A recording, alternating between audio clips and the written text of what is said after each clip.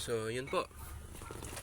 Yung una kong ginawa, tinanggal ko yung glove compartment. So, ito na. So, hindi ko na ho napakita sa inyo kasi medyo mahirap siyang gawin kung isa lang yung kamay, yung isa nakahawak sa cellphone.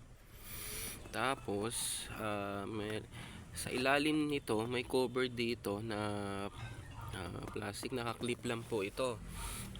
Ay, 4 na clip. Isa, dalawa, tatlo, 4.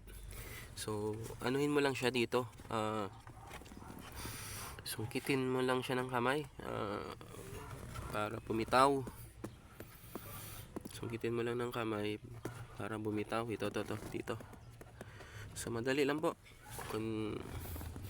Tapos, hugutin mo na. Nakatusok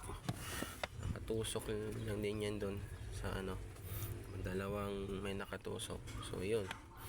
Pag nakuha nyo na yan, yung blower nya dito ang hugot sa ilalim. So, meron yan ditong mga 3 tornilyo. Pero bago nyo tanggalin yung bago nyo tanggalin yung 3 tornilyo, hugutin nyo muna tong connection nya. Yung wire connection nito, naka-clip lang ho to.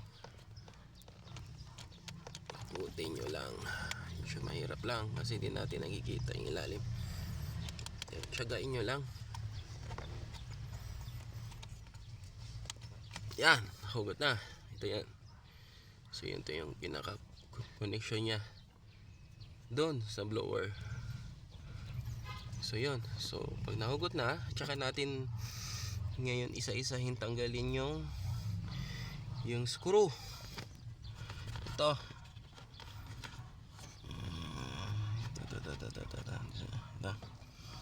Suka tayo ng tools.